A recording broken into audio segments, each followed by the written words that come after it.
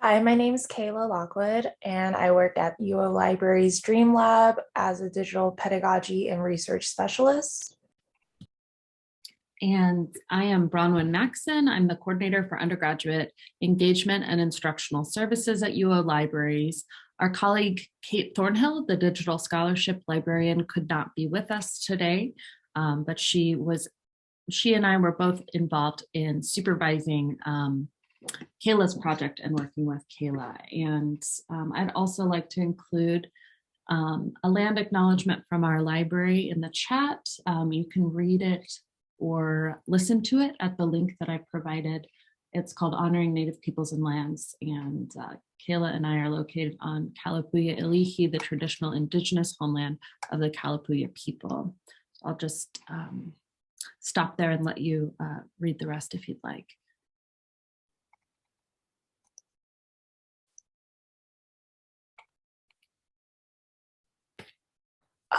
This is a sample of one of our marketing materials that we shared on campus. Feel free to scan the QR code.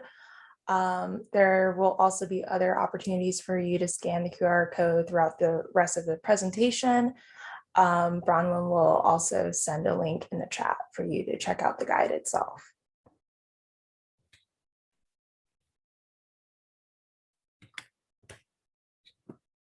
So on campus, college can be a stressful experience for students due to high cost of education, food insecurity, time management, and individual health conditions.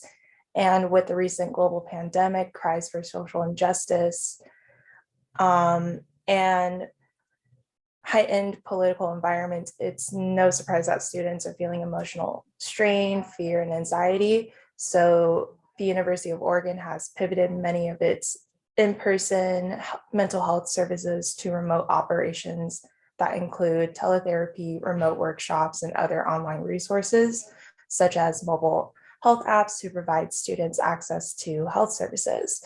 So there was an increase in campus focus on student wellness related to remote learning, as well as providing tools and guidance to students to become responsible consumers of information and concerns around data privacy within mental health apps, which brought me to creating this resource guide for students.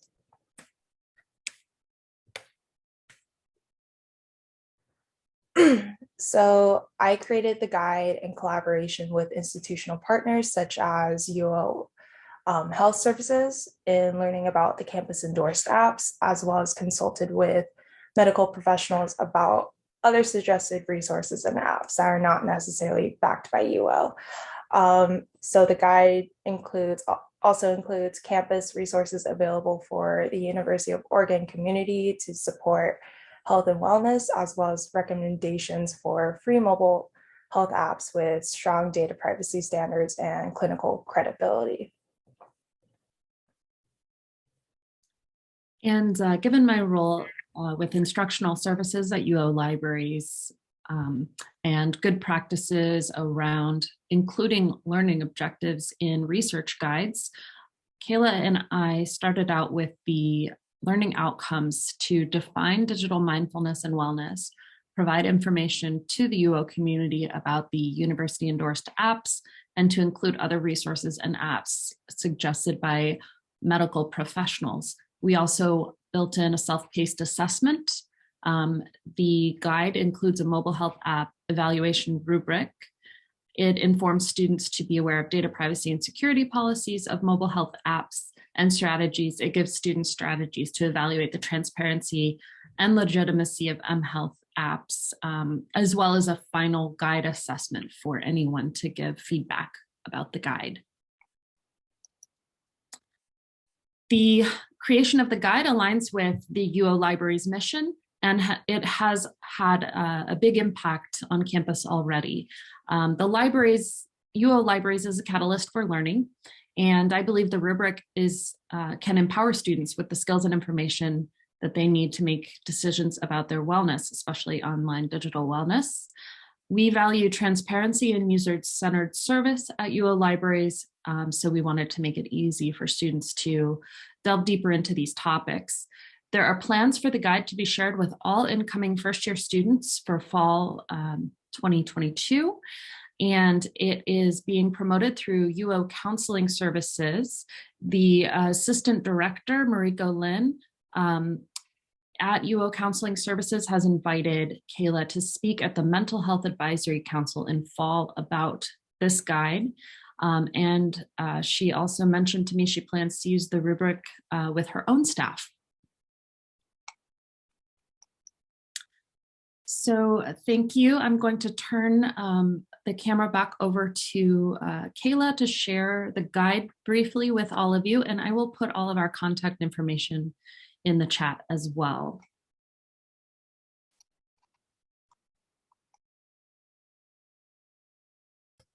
Yeah, so with the guide, we used UO's LibGuides system.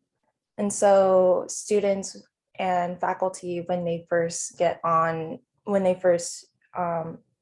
see the link or go to the website, they see kind of an overview of how to use this guide, as well as the definitions of mindfulness and digital wellness. I also, while talking to UO faculty within UO Health Services, I learned a bit more about UO endorsed apps such as WellTrack and Nod. And then I also discussed with medical professionals about other resources recommended for students, such as the Kaiser Permanente meditations for emotional wellness. And I made sure that these apps are free or operatable with free, while offering free working status. And then we discussed about data privacy, as well as security risk associated with mobile health apps, to kind of have students be a bit more aware of why this is an important topic to discuss about, especially with this remote situation that we're in. And that led to me creating a mobile health app evaluation rubric for students to assess the credibility and the security within an app that they do come across within the app store. So I created examples how to use the mobile health apps for a variety of different apps to highlight to kind of show the different scales of whether or not this meets the standards of the rubric itself or does not meet all of the standards of the rubric itself either.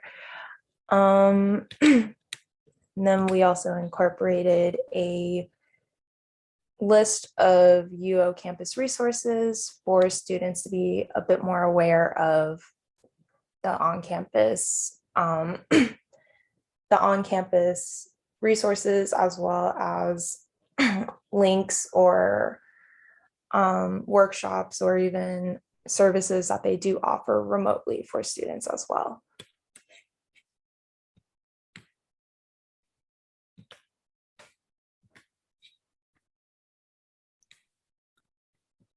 Thanks, Kayla. I think we are at time. The final page in the guide has the guide survey so that users can give us feedback, and we'd be glad to answer questions.